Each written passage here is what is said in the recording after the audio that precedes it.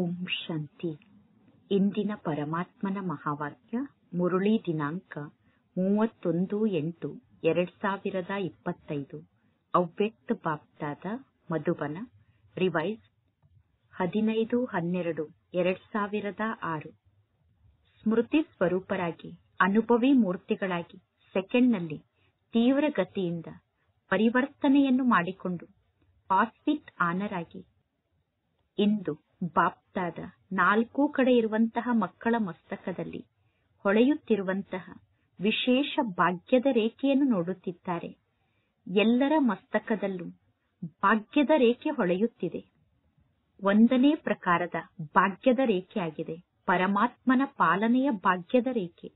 2ನೇ ಪ್ರಕಾರದ ರೇಖೆಯಾಗಿದೆ ಶ್ರೇಷ್ಠ ಶಿಕ್ಷಕನ ಮೂಲಕ ಶಿಕ್ಷಣದ ಭಾಗ್ಯದ ರೇಖೆ. 3ನೇ ಪ್ರಕಾರದ ರೇಖೆಯಾಗಿದೆ ಸದ್ಗುರುವಿನ ಮೂಲಕ ಶ್ರೀಮತದ ಭಾಗ್ಯದ ರೇಖೆ. ಹಾಗೆ ನೋಡಿದರೆ ಅನೇಕ ಪ್ರಕಾರದ ಭಾಗ್ಯ ಪ್ರಾಪ್ತಿಯಾಗಿದೆ. ನಮಗೆ ಅಪಾರ ಭಾಗ್ಯ ಪ್ರಾಪ್ತಿಯಾಗಿದೆ. ಆದರೂ ಕೂಡ ಈ ದಿನ ವಿಶೇಷವಾಗಿ ಈ 3 ಭಾಗ್ಯದ ರೇಖೆಯನ್ನು ಪರಮಾತ್ಮ ತಂದೆ ನೋಡುತ್ತಿದ್ದಾರೆ. ನೀವೆಲ್ಲರೂ ಕೂಡ ನಿಮ್ಮ ಮಸ್ತಕದಲ್ಲಿ ಹೊಳೆಯುತ್ತಿರುವ ಭಾಗ್ಯದ ರೇಖೆಯ ಅನುಭವವನ್ನು ಮಾಡುತ್ತಿದ್ದೀರಾ ತಾನೆ? ಎಲ್ಲಾ ಪ್ರಕಾರದ ಭಾಗ್ಯಕ್ಕಿಂತ ಶ್ರೇಷ್ಠ ಭಾಗ್ಯ ಅಂದರೆ ಪರಮಾತ್ಮನ ಪ್ರೀತಿಯ ಪಾಲನೆಯ ರೇಖೆಯಾಗಿದೆ. ಹೇಗೆ ಪರಮಾತ್ಮ ತಂದೆ ಸರ್ವಶ್ರೇಷ್ಠ ಆಗಿದ್ದಾರೋ ಅದೇ ರೀತಿ ಪರಮಾತ್ಮ ತಂದೆಯ ಪಾಲನೆ ಕೂಡ ಸರ್ವಶ್ರೇಷ್ಠ ಆಗಿದೆ. ಇಂತಹ ಶ್ರೇಷ್ಠ ಪಾಲನೆ ಎಷ್ಟು ಕಡಿಮೆ ಜನ ಮಕ್ಕಳಿಗೆ ಪ್ರಾಪ್ತಿಯಾಗುತ್ತದೆ. ಆದರೆ ನೀವೆಲ್ಲರೂ ಈ ಪರಮಾತ್ಮನ ಪಾಲನೆಗೆ ಪಾತ್ರರಾಗಿದ್ದೀರಾ. ಇಡೀ ಕಲ್ಪದಲ್ಲಿ ಮಕ್ಕಳಾದ ನಿಮಗೆ ಇಂತಹ ಪಾಲನೆ ಒಮ್ಮೆ ಮಾತ್ರ ಪ್ರಾಪ್ತಿಯಾಗುತ್ತದೆ. ಈಗ ಈ ಪಾಲನೆಯನ್ನು ಪ್ರಾಪ್ತಿ ಮಾಡಿಕೊಳ್ಳದೇ ಇದ್ದರೆ ಬೇರೆ ಯಾವ ಸಮಯದಲ್ಲೂ ಇಂತಹ ಪಾಲನೆ ಪ್ರಾಪ್ತಿಯಾಗಲು ಸಾಧ್ಯ ಇಲ್ಲ. ಈ ಪರಮಾತ್ಮನ ಪಾಲನೆ, ಪರಮಾತ್ಮನ ಪ್ರೀತಿ, ಪರಮಾತ್ಮನ ಪ್ರಾಪ್ತಿಗಳು ಕೋಟಿಯಲ್ಲಿ ಕೆಲವು ಆತ್ಮರಿಗೆ ಮಾತ್ರ ಅನುಭವ ಆಗುತ್ತದೆ. ನೀವೆಲ್ಲರೂ ಕೂಡ ಅನುಭವಿಗಳಾಗಿದ್ದೀರಾ ತಾನೆ? ಅನುಭವ ಇದೆ ತಾನೆ? ಪಾಲನೆಯ ಅನುಭವ ಇದೆ, ಶಿಕ್ಷಣದ ಅನುಭವ ಇದೆ ಮತ್ತು ಶ್ರೀಮತದ ಅನುಭವ ಇದೆ. ಅನುಭವಿ ಮೂರ್ತಿಗಳಾಗಿದ್ದೀರಾ ತಾನೆ? ಅಂದ ಮೇಲೆ ಸದಾ ನಿಮ್ಮ ಮಸ್ತಕದಲ್ಲಿ ಹೊಳೆಯುತ್ತಿರುವಂತಹ ಈ ಭಾಗ್ಯದ ನಕ್ಷತ್ರ ಕಾಣಿಸುತ್ತದೆ ತಾನೆ? ಸದಾ ಭಾಗ್ಯದ ನಕ್ಷತ್ರ ಕಾಣಿಸುತ್ತದೆ ತಾನೆ? ಅಥವಾ ಕೆಲವೊಮ್ಮೆ ಹೊಳೆಯುತ್ತಿರುವಂತಹ ಭಾಗ್ಯದ ನಕ್ಷತ್ರ ಡಲ್ಲಾಗಿ ಬಿಡುತ್ತದೆಯೇನು? ಹೊಳೆಯುತ್ತಿರುವಂತಹ ಭಾಗ್ಯದ ನಕ್ಷತ್ರ ಸಡಿಲ ಅಂತೂ ಆಗುವುದಿಲ್ಲ ತಾನೆ? ಅಂದರೆ ಡಿಮ್ ಅಂತೂ ಆಗುವುದಿಲ್ಲ ತಾನೆ? ಒಂದು ವೇಳೆ ಹೊಳೆಯುತ್ತಿರುವಂತಹ ಭಾಗ್ಯದ ನಕ್ಷತ್ರ ಡಿಮ್ ಆಗಿಬಿಟ್ಟರೆ ಅದಕ್ಕೆ ಕಾರಣ ಏನಾಗಿದೆ? ಅದಕ್ಕೆ ಕಾರಣ ಏನು ಎಂದು ನಿಮಗೆ ಗೊತ್ತಿದೆಯೇನು? ಕಾರಣ ಏನು ಅನ್ನುವುದನ್ನು ಬಾಪ್ದಾದ ನೋಡಿದ್ದಾರೆ. ಕಾರಣ ಏನು ಅಂದರೆ ಮಕ್ಕಳು ಸ್ಮೃತಿ ಸ್ವರೂಪರಾಗಿಲ್ಲ. ನಾನು ಆತ್ಮ ಆಗಿದ್ದೇನೆ ಎಂದು ವಿಚಾರವನ್ನು ಮಾಡುತ್ತೀರಾ. ಆದರೆ ವಿಚಾರವನ್ನು ಮಾಡುವಂತಹ ಸ್ವರೂಪ ಆಗುತ್ತೀರಾ? ಕಡಿಮೆ ಸಮಯ ಸ್ಮೃತಿ ಸ್ವರೂಪರಾಗುತ್ತೀರಾ. ಎಲ್ಲಿಯವರೆಗೂ ಸದಾ ಸ್ಮೃತಿ ಸ್ವರೂಪರಾಗುವುದಿಲ್ಲವೋ ಅಲ್ಲಿಯವರೆಗೂ ಸಮರ್ಥತೆ ಬರಲು ಸಾಧ್ಯ ಇಲ್ಲ. ಸ್ಮೃತಿಯೇ ಸಮರ್ಥತೆಯನ್ನು ಪ್ರಾಪ್ತಿ ಮಾಡಿಸುತ್ತದೆ. ಸ್ಮೃತಿ ಸಮರ್ಥತೆಯನ್ನು ತಂದುಕೊಡುತ್ತದೆ. ಸ್ಮೃತಿ ಸ್ವರೂಪ ಆತ್ಮರೇ ಸಮರ್ಥ ಸ್ವರೂಪ ಆತ್ಮರಾಗಿದ್ದಾರೆ.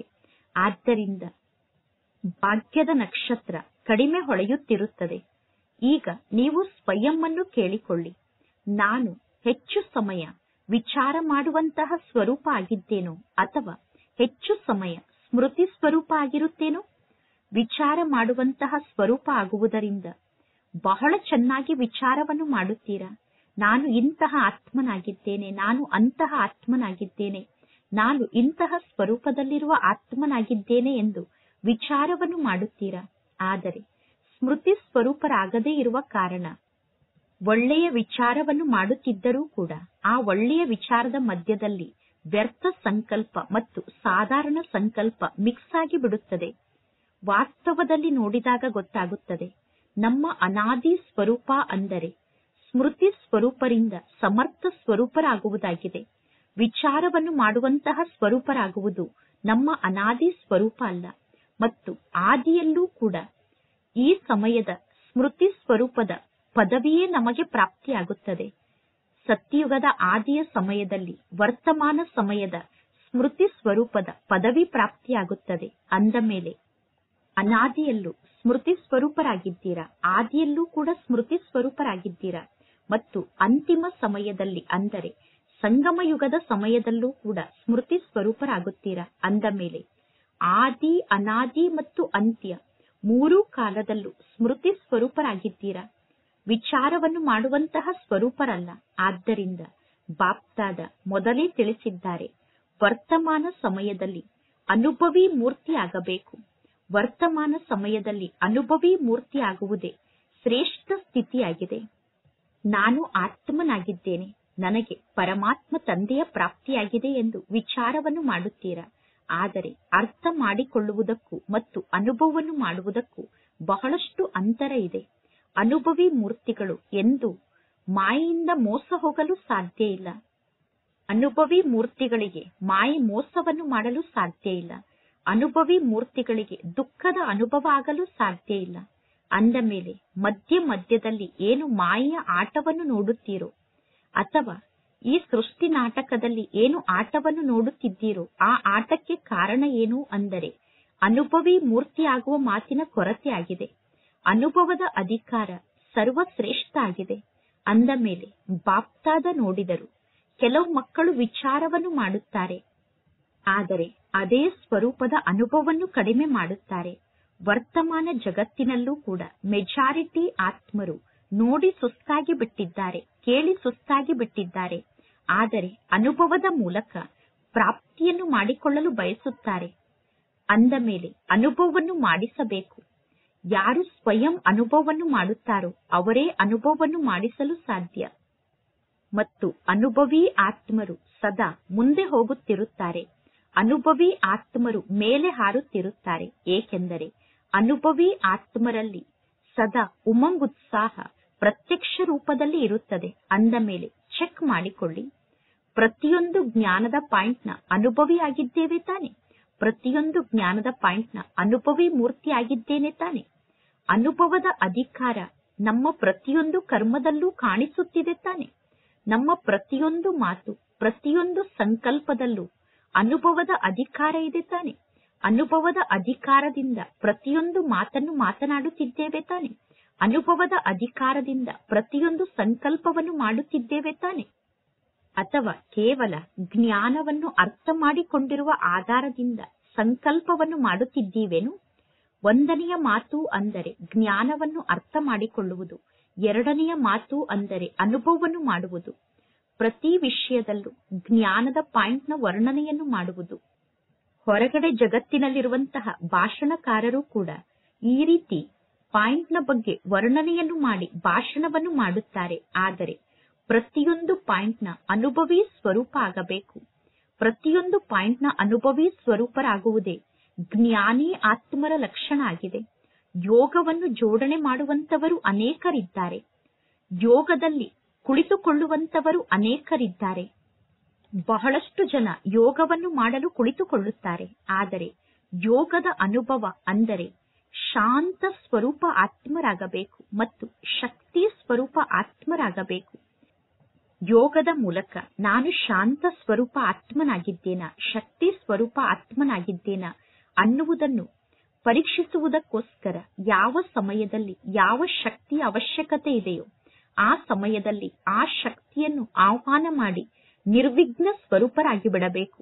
ಒಂದು ವೇಳೆ ಒಂದೇ ಒಂದು ಶಕ್ತಿಯ ಕೊರತೆಯಾದರೂ ಕೂಡ ನೀವು ಜ್ಞಾನದ ಬಗ್ಗೆ ವರ್ಣನೆಯನ್ನು ಮಾಡುತ್ತಿದ್ದೀರಾ, ಆದರೆ ಸ್ವರೂಪದಲ್ಲಿ ಸ್ಥಿತ ಆಗಿಲ್ಲ ಎಂದು ಅರ್ಥ. ಕೇವಲ ಜ್ಞಾನದ ಬಗ್ಗೆ ವರ್ಣನೆಯನ್ನು ಮಾಡಿ ಸ್ವರೂಪದಲ್ಲಿ ಸ್ಥಿತ ಆಗದೇ ಇದ್ದರೆ ಸಮಯಕ್ಕೆ ಸರಿಯಾಗಿ ನೀವು ಮೋಸ ಹೋಗುತ್ತೀರಾ. ನಿಮಗೆ ಸಹನಾ ಶಕ್ತಿಯ ಅವಶ್ಯಕತೆ ಇರುತ್ತದೆ, ಆದರೆ ಸಮಯದಲ್ಲಿ ನೀವು ಎದುರಿಸುವಂತಹ ಶಕ್ತಿಯನ್ನು ಉಪಯೋಗ ಮಾಡುತ್ತೀರಾ. ಆಗ ಯೋಗಯುಕ್ತ ಅನುಭವಿ ಸ್ವರೂಪದಲ್ಲಿ ಸ್ಥಿತ ಆಗಿದ್ದೀರಾ ಎಂದು ನಿಮ್ಮನ್ನು ನೋಡಿ ಹೇಳಲು ಸಾಧ್ಯ ಇಲ್ಲ. 4 ಸಬ್ಜೆಕ್ಟ್ನಲ್ಲೂ ಸ್ಮೃತಿ ಸ್ವರೂಪರಾಗಬೇಕು, ಅನುಭವಿ ಸ್ವರೂಪರಾಗಬೇಕು. 4 ಸಬ್ಜೆಕ್ಟ್ನಲ್ಲೂ ಸ್ಮೃತಿ ಸ್ವರೂಪರಾದವರ ಲಕ್ಷಣ ಏನಾಗಿರುತ್ತದೆ? 4 ಸಬ್ಜೆಕ್ಟ್ನಲ್ಲೂ ಅನುಭವಿ ಸ್ವರೂಪ ಆದಂತಹ ಆತ್ಮರ ಲಕ್ಷಣ ಏನಾಗಿರುತ್ತದೆ? ಸ್ಮೃತಿಯಲ್ಲಿ ನಿಮಿತ್ತ ಭಾವನೆ, ವೃತ್ತಿಯಲ್ಲಿ ಸದಾ ಶುಭ ಭಾವನೆ, ಆತ್ಮಿಕ ಭಾವನೆ, ನಿಸ್ವಾರ್ಥ ಭಾವನೆ ಇರಬೇಕು. ವಾಯುಮಂಡಲದಲ್ಲಿ ಅಥವಾ ಸಂಬಂಧ ಸಂಪರ್ಕದಲ್ಲಿ ಸದಾ ನಮ್ರತೆಯ ಭಾವನೆ, ವಾಣಿಯಲ್ಲಿ ಸದಾ ನಿರ್ಮಲ ವಾಣಿ ಇರಬೇಕು. ಈ ವಿಶೇಷತೆಗಳು ಅನುಭವಿ ಮೂರ್ತಿ ಆತ್ಮನಲ್ಲಿ ಪ್ರತಿಕ್ಷಣ ಸ್ವಾಭಾವಿಕ ಸಂಸ್ಕಾರ ಆಗಿರುತ್ತದೆ. ಅನುಭವಿ ಮೂರ್ತಿಗಳ ಸ್ವಾಭಾವಿಕ ಸಂಸ್ಕಾರ ಅಂದರೆ ಅವರ ವಾಣಿ ನಿರ್ಮಲ ವಾಣಿ ಆಗಿರುತ್ತದೆ. ಸಂಬಂಧ ಸಂಪರ್ಕದಲ್ಲಿ ನಮ್ರತೆಯ ಗುಣವುಳ್ಳವರಾಗಿರುತ್ತಾರೆ ಮತ್ತು ಸದಾ ಶುಭ ಭಾವನೆ, ಆತ್ಮಿಕ ಭಾವನೆ, ನಿಸ್ವಾರ್ಥ ಭಾವನೆ ಇರುತ್ತದೆ. ಸ್ಥಿತಿಯಲ್ಲಿ ನಿಮಿತ್ತ ಭಾವನೆ ಇರುತ್ತದೆ. ಈಗಲೂ ಕೂಡ ಕೆಲವು ಮಕ್ಕಳು ಕೆಲವೊಮ್ಮೆ ಹೇಳುತ್ತಾರೆ, ನಾನು ಈ ರೀತಿ ಮಾಡಬೇಕು ಎಂದು ಬಯಸುವುದಿಲ್ಲ, ಆದರೆ ನಾನು ಏನನ್ನು ಮಾಡಲಿ? ಇದು ನನ್ನ ಹಳೆಯ ಸಂಸ್ಕಾರ ಆಗಿದೆ, ಹಳೆಯ ಸ್ವಭಾವ ಆಗಿದೆ. ಸ್ವಭಾವ ಸ್ವಾಭಾವಿಕವಾಗಿ ತನ್ನ ಕಾರ್ಯವನ್ನು ಮಾಡುತ್ತದೆ. ಸ್ವಭಾವದ ಬಗ್ಗೆ ವಿಚಾರವನ್ನು ಮಾಡುವ ಅವಶ್ಯಕತೆ ಇಲ್ಲ, ಆದರೆ ಸ್ವಭಾವ ಸ್ವಾಭಾವಿಕವಾಗಿ ಕಾರ್ಯವನ್ನು ಮಾಡುತ್ತದೆ. ಅಂದ ಮೇಲೆ ಸ್ವಯಂ ಅನ್ನು ಚೆಕ್ ಮಾಡಿಕೊಳ್ಳಿ. ನನ್ನ ಸ್ವಾಭಾವಿಕ ಸ್ವಭಾವ ಯಾವುದಾಗಿದೆ?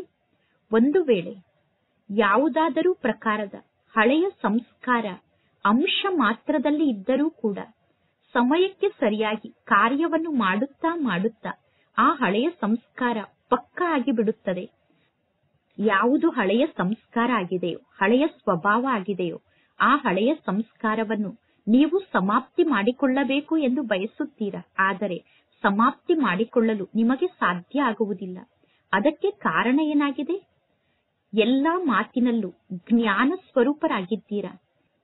ಎಂತಹ ಕಾರ್ಯ ನಡೆಯಬಾರದು ಎಂದು ನೀವು ಬಯಸುತ್ತೀರೋ ಅಂತಹ ಕಾರ್ಯ ನಡೆಯುತ್ತದೆ. ಅಂದ ಮೇಲೆ ಅದಕ್ಕೆ ಕಾರಣ ಏನಾಗಿದೆ?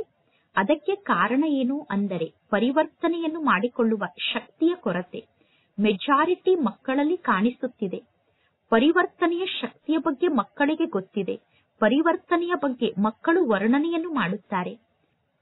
ಒಂದು ವೇಳೆ ನಿಮ್ಮೆಲ್ಲರಿಗೂ ಪರಿವರ್ತನೆಯ ಶಕ್ತಿಯ ಟಾಪಿಕ್ನ ಬಗ್ಗೆ ಬರೆಯುವುದಕ್ಕೋಸ್ಕರ ಹೇಳಿದರೆ ಅಥವಾ ಭಾಷಣವನ್ನು ಮಾಡುವುದಕ್ಕೋಸ್ಕರ ಹೇಳಿದರೆ, ಬಾಪ್ತಾದರವರಿಗೆ ಗೊತ್ತಿದೆ ಎಲ್ಲಾ ಮಕ್ಕಳು ಪರಿವರ್ತನೆಯ ಬಗ್ಗೆ ಭಾಷಣವನ್ನು ಮಾಡುವುದರಲ್ಲಿ ಬಹಳಷ್ಟು ಬುದ್ಧಿವಂತರಾಗಿದ್ದೀರಾ, ಬಹಳ ಚೆನ್ನಾಗಿ ಭಾಷಣವನ್ನು ಮಾಡುತ್ತೀರಾ, ಪರಿವರ್ತನೆಯ ಟಾಪಿಕ್ನ ಬಗ್ಗೆ ಬಹಳ ಚೆನ್ನಾಗಿ ಟಾಪಿಕ್ ಅನ್ನು ಬರೆಯುತ್ತೀರಾ. ಇನ್ನು ಯಾರಾದರೂ ಬಂದರೆ ಅವರಿಗೆ ಚೆನ್ನಾಗಿ ಪರಿವರ್ತನೆಯ ಬಗ್ಗೆ ತಿಳಿಸುತ್ತೀರಾ. ಏನೇ ಆದರೂ ಪರವಾಗಿಲ್ಲ, ಸ್ವಯಂ ಅನ್ನು ಪರಿವರ್ತನೆ ಮಾಡಿಕೊಳ್ಳಿ ಎಂದು ಅವರಿಗೆ ಹೇಳುತ್ತೀರಾ. ಆದರೆ ಸ್ವಯಂ ಅನ್ನು ಪರಿವರ್ತನೆ ಮಾಡಿಕೊಳ್ಳುವಂತಹ ಶಕ್ತಿ ನನ್ನಲ್ಲಿ ಎಷ್ಟಿದೆ? ವರ್ತಮಾನ ಸಮಯದ ಮಹತ್ವವನ್ನು ಅರ್ಥ ಮಾಡಿಕೊಂಡಿರುವ ನಾವು ಪರಿವರ್ತನೆ ಆಗಲು ಹೆಚ್ಚು ಸಮಯವನ್ನು ತೆಗೆದುಕೊಳ್ಳಬಾರದು. ಸೆಕೆಂಡ್ನಲ್ಲಿ ಪರಿವರ್ತನೆಯ ಶಕ್ತಿ ಕಾರ್ಯದಲ್ಲಿ ಬರಬೇಕು. ಏಕೆಂದರೆ ಈ ರೀತಿ ಆಗಬಾರದು ಎಂದು ನಿಮಗೆ ಗೊತ್ತಿದೆ. ಗೊತ್ತಿದ್ದರೂ ಕೂಡ ಒಂದು ವೇಳೆ ಪರಿವರ್ತನೆಯನ್ನು ಮಾಡಿಕೊಳ್ಳಲು ಸಾಧ್ಯ ಆಗುತ್ತಿಲ್ಲ ಅಂದರೆ ಅದಕ್ಕೆ ಕಾರಣ ಏನು? ನೀವು ಕಾರಣದ ಬಗ್ಗೆ ವಿಚಾರವನ್ನು ಮಾಡುತ್ತಿದ್ದೀರಾ, ಆದರೆ ಅದೇ ಸ್ವರೂಪದಲ್ಲಿ ಸ್ಥಿತ ಆಗುತ್ತಿಲ್ಲ. ವಿಚಾರವನ್ನು ಮಾಡುವಂತಹ ಸ್ವರೂಪದಲ್ಲಿ ಇಡೀ ದಿನ ಹೆಚ್ಚು ಸಮಯ ಸ್ಥಿತ ಆಗುತ್ತೀರಾ. ಇಡೀ ದಿನದಲ್ಲಿ ಹೆಚ್ಚು ಸಮಯ ವಿಚಾರವನ್ನು ಮಾಡುವ ಸ್ವರೂಪದಲ್ಲಿ ಸ್ಥಿತ ಆಗುತ್ತೀರಾ. ಆದರೆ ಸ್ಮೃತಿಯಿಂದ ಸಮರ್ಥ ಸ್ವರೂಪರಾಗುವ ಮಾತಿನಲ್ಲಿ ಮೆಜಾರಿಟಿ ಮಕ್ಕಳು ಕಡಿಮೆ ಸಮಯ ಸ್ಥಿತ ಆಗುತ್ತೀರಾ. ಈಗ ಸಮಯ ತೀವ್ರ ಗತಿಯಿಂದ ಮುಂದೆ ಹೋಗುತ್ತಿದೆ. ಇದು ತೀವ್ರ ಪುರುಷಾರ್ಥದ ಸಮಯ ಆಗಿದೆ, ಸಾಧಾರಣ ಪುರುಷಾರ್ಥದ ಸಮಯ ಅಲ್ಲ. ಸೆಕೆಂಡ್ನಲ್ಲಿ ಪರಿವರ್ತನೆ ಅನ್ನುವ ಶಬ್ದದ ಅರ್ಥ ಅಂದರೆ ಸ್ಮೃತಿ ಸ್ವರೂಪರಾಗುವುದರ ಮೂಲಕ ಒಂದು ಸೆಕೆಂಡ್ನಲ್ಲಿ ನಿರ್ವಿಕಲ್ಪ ಸ್ಥಿತಿಯಲ್ಲಿ ಸ್ಥಿತ ಆಗಬೇಕು. ಸೆಕೆಂಡ್ನಲ್ಲಿ ವ್ಯರ್ಥ ಸಂಕಲ್ಪದಿಂದ ನಿವೃತ್ತ ಆಗಿಬಿಡಬೇಕು. ಏಕೆ? ಸಮಯದ ಸಮಾಪ್ತಿಯನ್ನು ಸಮೀಪಕ್ಕೆ ತರಲು ನಿಮಿತ್ತರು ನೀವಾಗಿದ್ದೀರಾ. ಅಂದ ಮೇಲೆ ವರ್ತಮಾನ ಸಮಯದ ಮಹತ್ವಕ್ಕನುಸಾರವಾಗಿ ನಿಮ್ಮೆಲ್ಲರಿಗೂ ಗೊತ್ತಿದೆ, ಪ್ರತಿ ಹೆಜ್ಜೆಯಲ್ಲೂ ಪದುಮದಷ್ಟು ಸಂಪಾದನೆ ಸಮಾವೇಶ ಆಗಿದೆ. ಪ್ರತಿ ಹೆಜ್ಜೆಯಲ್ಲೂ ಪದುಮದಷ್ಟು ಸಂಪಾದನೆ ಇದೆ ಅನ್ನುವ ವೃದ್ಧಿಯ ಮಾತನ್ನು ಬುದ್ಧಿಯಲ್ಲಿ ಧಾರಣೆ ಮಾಡಿಕೊಳ್ಳುತ್ತೀರಾ. ಆದರೆ ಪ್ರತಿ ಹೆಜ್ಜೆಯಲ್ಲೂ ಪದುಮದಷ್ಟು ನಾವು ಕಳೆದುಕೊಳ್ಳಬಹುದು ಅನ್ನುವ ಮಾತನ್ನು ಕೂಡ ಬುದ್ಧಿಯಲ್ಲಿ ಧಾರಣೆ ಮಾಡಿಕೊಳ್ಳಿ. ಒಂದು ವೇಳೆ ಪ್ರತಿ ಹೆಜ್ಜೆಯಲ್ಲೂ ಪದುಮದಷ್ಟು ಸಂಪಾದನೆ ಆಗುತ್ತದೆ ಅಂದ ಮೇಲೆ ಪ್ರತಿ ಹೆಜ್ಜೆಯಲ್ಲೂ ಪದುಮದಷ್ಟು ಕಳೆದುಕೊಳ್ಳಲೂಬಹುದು. ಕಳೆದುಕೊಳ್ಳುತ್ತೀರೋ ಅಥವಾ ಕಳೆದುಕೊಳ್ಳುವುದಿಲ್ಲವೋ? ಅಂದ ಮೇಲೆ ಈಗ 1 ನಿಮಿಷದ ಯಾವುದಾದರೂ ಮಾತು ನಡೆದರೆ ನೀವು ಅನ್ಯರಿಗೆ ಹೇಳುತ್ತೀರಾ? 1 ನಿಮಿಷಕ್ಕೋಸ್ಕರ ಶಾಂತಿಯಲ್ಲಿ ಸ್ಥಿತಾಗಿ, 1 ನಿಮಿಷದಲ್ಲಿ ಶಾಂತಿಯಲ್ಲಿ ಸ್ಥಿತಾಗಿ ಎಂದು ಅನ್ಯರಿಗೆ ಹೇಳುತ್ತೀರಾ? ಆದರೆ ಈಗ ನಿಮ್ಮ ಜೀವನದಲ್ಲಿ ನಿಮಿಷದ ಮಾತು ಕೂಡ ಇರಬಾರದು. ಸೆಕೆಂಡ್ನಲ್ಲಿ ನೀವು ಶಾಂತ ಆಗಿ ಬಿಡಬೇಕು. ಅನ್ಯರು ಯಾವ ಮಾತಿನಲ್ಲಿ ಪರಿವರ್ತನೆ ಆಗಲು ನಿಮಿಷವನ್ನು ತೆಗೆದುಕೊಳ್ಳುತ್ತಾರೋ ಅದು ನಿಮ್ಮ ಜೀವನದಲ್ಲಿ ಸೆಕೆಂಡ್ನ ಮಾತಾಗಿರಬೇಕು. ಹೇಗೆ ಹೌದು ಅಥವಾ ಅಲ್ಲ ಎಂದು ವಿಚಾರವನ್ನು ಮಾಡಲು ಎಷ್ಟು ಸಮಯ ಬೇಕಾಗುತ್ತದೆ? ಸೆಕೆಂಡ್ನಲ್ಲಿ ಹೌದು ಅಥವಾ ಅಲ್ಲ ಎಂದು ವಿಚಾರವನ್ನು ಮಾಡುತ್ತೀರಾ ತಾನೆ? ಅಂದ ಮೇಲೆ ಅಷ್ಟೇ ತೀವ್ರ ಗತಿಯಿಂದ ಪರಿವರ್ತನೆಯ ಶಕ್ತಿಯನ್ನು ಧಾರಣೆ ಮಾಡಿಕೊಂಡು ಪರಿವರ್ತನೆ ಆಗಬೇಕು. ತಿಳಿಯಿತು ತಾನೆ? ಸರಿ ತಾನೆ? ಒಂದು ವೇಳೆ ಮಾತು ಸರಿಯಿಲ್ಲ ಅಂದರೆ ಯಾವ ಮಾತು ಸರಿಯಿಲ್ಲವೋ ಅದಕ್ಕೆ ಬಿಂದು ಅಂದರೆ ಪುಲಿಸ್ ಸ್ಟಾಪ್ ಅನ್ನು ಇಡಿ ಮತ್ತು ಸರಿಯಾದ ಮಾತನ್ನು ಪ್ರತ್ಯಕ್ಷ ಜೀವನದಲ್ಲಿ ಧಾರಣೆ ಮಾಡಿಕೊಳ್ಳಿ. ಈಗ ಬಿಂದುವಿನ ಮಹತ್ವವನ್ನು ಕಾರ್ಯದಲ್ಲಿ ತೊಡಗಿಸಿ. 3 ಬಿಂದುಗಳ ಬಗ್ಗೆ ನಿಮ್ಮೆಲ್ಲರಿಗೂ ಗೊತ್ತಿದೆ. ಆದರೆ ಬಿಂದುವನ್ನು ಸಮಯಕ್ಕೆ ಸರಿಯಾಗಿ ಕಾರ್ಯದಲ್ಲಿ ತೊಡಗಿಸಬೇಕು. ಹೇಗೆ ವಿಜ್ಞಾನಿಗಳು ಪ್ರತಿಯೊಂದು ಮಾತನ್ನು ತೀವ್ರಗತಿಯಿಂದ ಮಾಡುತ್ತಿದ್ದಾರೆ, ಪ್ರತಿ ಮಾತಿನಲ್ಲೂ ವಿಜ್ಞಾನಿಗಳು ತೀವ್ರಗತಿಯಿಂದ ಮುಂದೆ ಹೋಗುತ್ತಿದ್ದಾರೆ ಮತ್ತು ಪರಿವರ್ತನೆಯ ಶಕ್ತಿಯನ್ನು ಹೆಚ್ಚು ಕಾರ್ಯದಲ್ಲಿ ತೊಡಗಿಸುತ್ತಿದ್ದಾರೆ. ಅಂದ ಮೇಲೆ ಶಾಂತಿಯ ಶಕ್ತಿ ಉಳ್ಳಂತಹ ನೀವು ಈಗ ಇದೇ ಗುರಿಯನ್ನು ಇಟ್ಟುಕೊಳ್ಳಿ. ಒಂದು ವೇಳೆ ಪರಿವರ್ತನೆ ಆಗಬೇಕು ಎಂದು ಬಯಸಿದರೆ ಜ್ಞಾನ ಸ್ವರೂಪರಂತೂ ಆಗಿದ್ದೀರಾ. ಆದರೆ ಈಗ ಶಕ್ತಿಶಾಲಿ ಆತ್ಮರಾಗಿ ಸೆಕೆಂಡ್ನ ಗತಿಯಲ್ಲಿ ಸ್ವಯಂ ಅನ್ನು ಪರಿವರ್ತನೆ ಮಾಡಿಕೊಳ್ಳಿ. ಅಂದರೆ ಸೆಕೆಂಡ್ನಲ್ಲಿ ಪರಿವರ್ತನೆಯನ್ನು ಮಾಡಿಕೊಳ್ಳಿ. ಪರಿವರ್ತನೆ ಮಾಡಿಕೊಳ್ಳುತ್ತಿದ್ದೇನೆ, ಪರಿವರ್ತನೆ ಆಗುತ್ತೇನೆ, ಮಾಡುತ್ತೇನೆ, ನೋಡುತ್ತೇನೆ, ಆಗುತ್ತೇನೆ ಅನ್ನುವ ಶಬ್ದವನ್ನು ಹೇಳಬೇಡಿ. ಈ ರೀತಿ ಮಾಡಲು ಸಾಧ್ಯ ಆಗುತ್ತದೆಯೋ ಅಥವಾ ಈ ರೀತಿ ಪರಿವರ್ತನೆ ಆಗುವುದು ಕಷ್ಟದ ಮಾತಾಗಿದೆಯೋ? ಏಕೆಂದರೆ ಅಂತಿಮ ಸಮಯದಲ್ಲಿ ಸೆಕೆಂಡ್ನಲ್ಲಿ ಪೇಪರ್ ಬರುತ್ತದೆ. ಅಂತಿಮ ಪರೀಕ್ಷಾ ಪೇಪರ್ ಸೆಕೆಂಡ್ನ ಪರೀಕ್ಷಾ ಪೇಪರ್ ಆಗಿರುತ್ತದೆ, ನಿಮಿಷದ ಪೇಪರ್ ಕೂಡ ಅಲ್ಲ. ಅಂದ ಮೇಲೆ ಬಹಳ ಸಮಯದ ಸೆಕೆಂಡ್ನ ಅಭ್ಯಾಸ ಇದ್ದಾಗ 1 ಸೆಕೆಂಡ್ನಲ್ಲಿ ಪಾಸ್ ವಿತ್ ಆನರ್ ಆಗುತ್ತೀರಾ. ಪರಮಾತ್ಮ ತಂದೆಗೆ ವಿದ್ಯಾರ್ಥಿಗಳಾಗಿದ್ದೀರಾ. ಪರಮಾತ್ಮ ತಂದೆಯ ಮೂಲಕ ಶಿಕ್ಷಣವನ್ನು ಕಲಿಯುತ್ತಿದ್ದೀರಾ. ಅಂದ ಮೇಲೆ ಪಾಸ್ ವಿತ್ ಆನರ್ ಆಗಲೇಬೇಕು. ಪಾಸ್ ಮಾರ್ಕ್ಸ್ ಅನ್ನು ಪಡೆದುಕೊಂಡರೆ ಏನಾಯಿತು? ಪಾಸ್ ವಿತ್ ಆನರ್ ಆಗಬೇಕು. ಕೇವಲ ಪಾಸ್ ಮಾರ್ಕ್ಸ್ ಅಲ್ಲ, ಪಾಸ್ ವಿತ್ ಆನರ್ ಆಗಬೇಕು. ಅಂದ ಮೇಲೆ ಯಾವ ಗುರಿಯನ್ನು ಇಟ್ಟುಕೊಂಡಿದ್ದೀರಾ?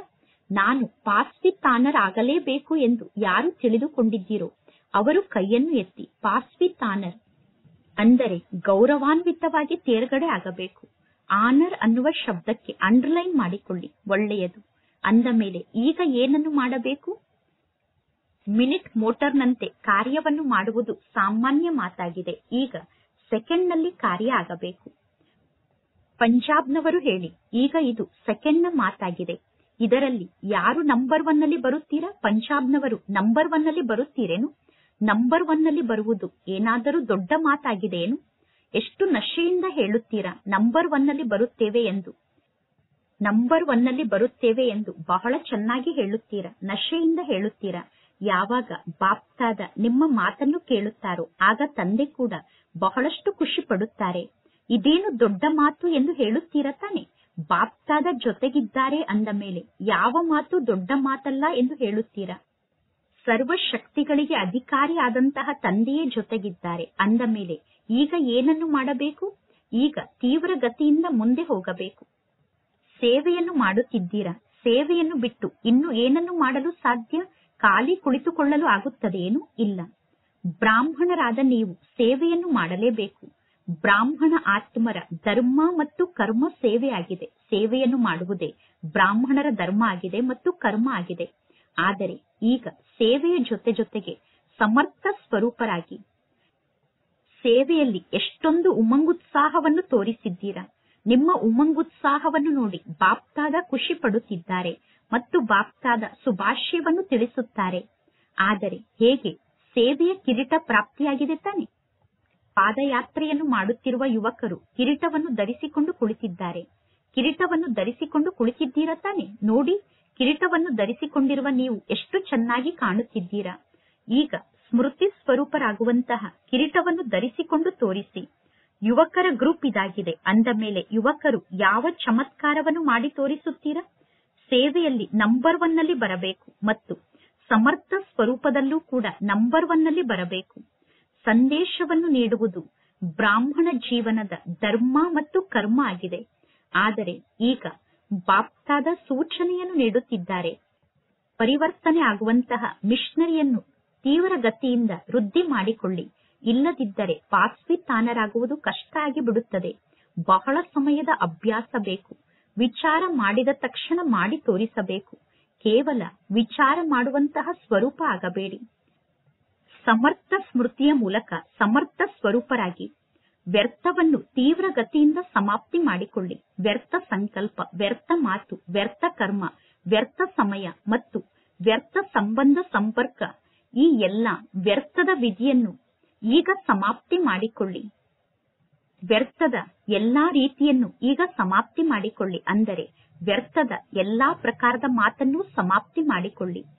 ಯಾವಾಗ ಬ್ರಾಹ್ಮಣ ಆತ್ಮರಾದ ನೀವು ತೀವ್ರ ಗತಿಯಿಂದ ಸ್ವಯಂವನ್ನು ವ್ಯರ್ಥದಿಂದ ಮುಕ್ತ ಮಾಡಿಕೊಳ್ಳುತ್ತೀರೋ, ಅಂದರೆ ಬ್ರಾಹ್ಮಣ ಆತ್ಮರಾದ ನೀವು ತೀವ್ರ ಗತಿಯಿಂದ ಸ್ವಯಂನ ವ್ಯರ್ಥವನ್ನು ಸಮಾಪ್ತಿ ಮಾಡಿಕೊಳ್ಳುತ್ತೀರೋ, ಆಗ ಆತ್ಮರ ಆಶೀರ್ವಾದ ನಿಮಗೆ ಪ್ರಾಪ್ತಿಯಾಗುತ್ತದೆ ಮತ್ತು ಪುಣ್ಯದ ಖಾತೆ ತೀವ್ರ ಗತಿಯಿಂದ ಜಮಾ ಆಗುತ್ತದೆ.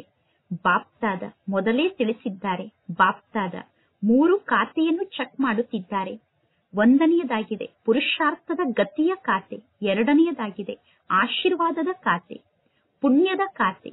ಆದರೆ ಮೆಜಾರಿಟಿ ಮಕ್ಕಳ ಜೀವನದಲ್ಲಿ ಖಾತೆ ಭರ್ಪೂರ್ ಆಗಿಲ್ಲ. ಭರ್ಪೂರ್ ಖಾತೆಯಲ್ಲಿ ಈಗಲೂ ಕೊರತೆ ಇದೆ. ಆದ್ದರಿಂದ ಇಂದು ಬಾಪ್ತಾದ ಇದೇ ಸ್ಲೋಗನ್ ಅನ್ನು ನೆನಪು ಮಾಡಿಸುತ್ತಿದ್ದಾರೆ. ಈಗ ತೀವ್ರ ಗತಿಯಿಂದ ಮುಂದೆ ಹೋಗಿ ತೀವ್ರ ಪುರುಷಾರ್ಥಿಗಳಾಗಿ, ತೀವ್ರ ಗತಿಯಿಂದ ಸಮಾಪ್ತಿಯನ್ನು ಮಾಡುವಂತವರಾಗಿ, ತೀವ್ರ ಗತಿಯ ಮೂಲಕ ಮನಸ್ಸಿನಿಂದ ವಾಯುಮಂಡಲವನ್ನು ಪರಿವರ್ತನೆ ಮಾಡುವಂತವರಾಗಿ. ಬಾಪ್ತಾದ ಎಲ್ಲಾ ಮಕ್ಕಳಲ್ಲೂ ಒಂದು ಮಾತನ್ನು ನೋಡಿ ಬಹಳಷ್ಟು ಖುಷಿ ಪಡುತ್ತಿದ್ದಾರೆ. ಯಾವ ಮಾತಿನ ಕಾರಣ ಎಲ್ಲಾ ಮಕ್ಕಳನ್ನು ನೋಡಿ ತಂದೆ ಖುಷಿ ಪಡುತ್ತಾರೆ? ಎಲ್ಲಾ ಮಕ್ಕಳಿಗೂ ತಂದೆಯ ಬಗ್ಗೆ ಅಪಾರ ಪ್ರೀತಿ ಇದೆ. ಅದಕ್ಕೋಸ್ಕರ ಶುಭಾಶಯಗಳು. ಆದರೆ ಈಗ ಏನನ್ನು ಮಾಡಬೇಕು ಎಂದು ನಾನು ಹೇಳಲೇ ಎಂದು ತಂದೆ ಕೇಳುತ್ತಾರೆ. ಈ ಸೀಸನ್ನ ಸಮಾಪ್ತಿ ಆಗುವುದರಲ್ಲಿ ಈಗ ಇನ್ನೂ ಸಮಯ ಇದೆ. ಈ ಸೀಸನ್ನ ಸಮಾಪ್ತಿಯ ಒಳಗಡೆ ತೀವ್ರ ಗತಿಯಿಂದ ಯಾವುದಾದರೂ ಒಂದು ಚಮತ್ಕಾರವನ್ನು ಮಾಡಿ ತೋರಿಸಿ. ಎಲ್ಲರಿಗೂ ಇಷ್ಟ ಆಯಿತು ತಾನೆ? ಎಲ್ಲರಿಗೂ ಇಷ್ಟ ಆಯಿತು ತಾನೆ?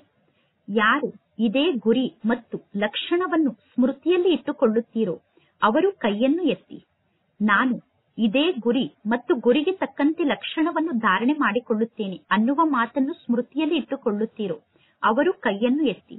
ಡಬ್ಬಲ್ ವಿದೇಶದವರು ಗುರಿಗೆ ತಕ್ಕಂತೆ ಲಕ್ಷಣವನ್ನು ಧಾರಣೆ ಮಾಡಿಕೊಳ್ಳುತ್ತೀರ ತಾನೆ?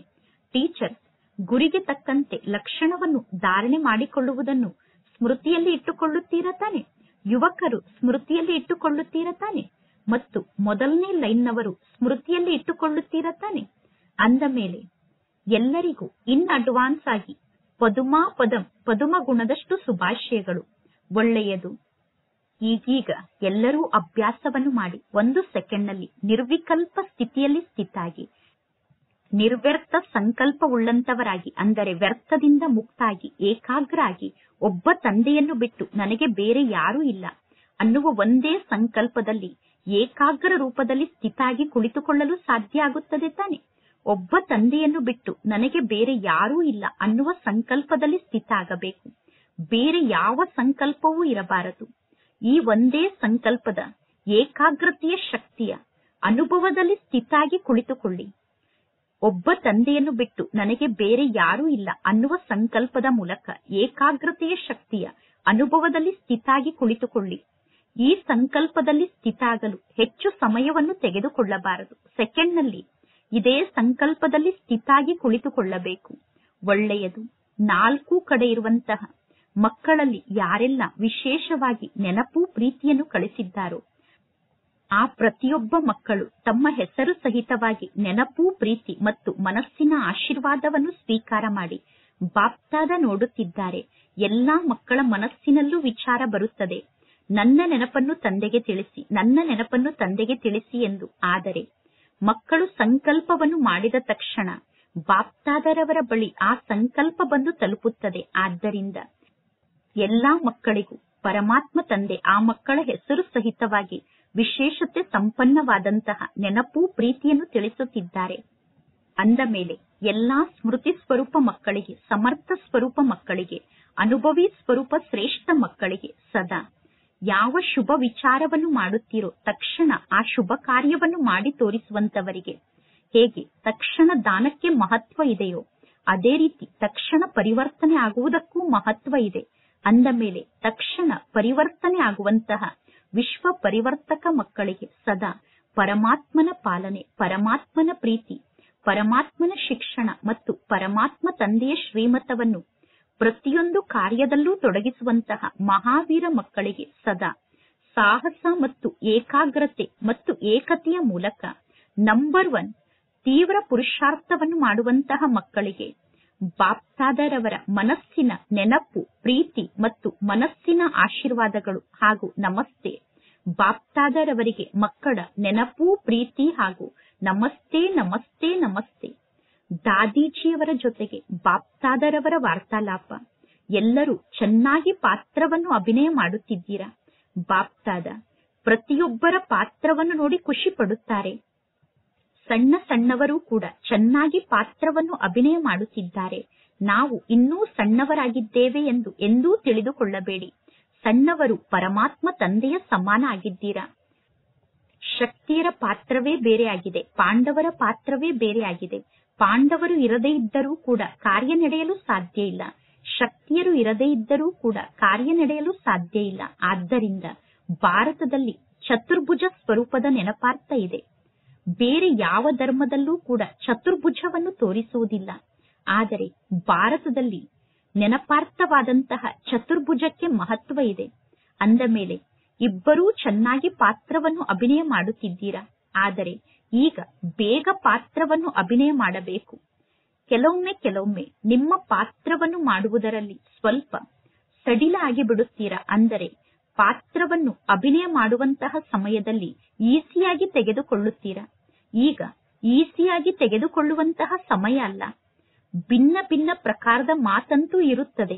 ಆದರೆ ನಾವು ಆ ಮಾತಿನ ರಹಸ್ಯವನ್ನು ಅರ್ಥ ಮಾಡಿಕೊಂಡು ರಹಸ್ಯಯುಕ್ತರಾಗಬೇಕು.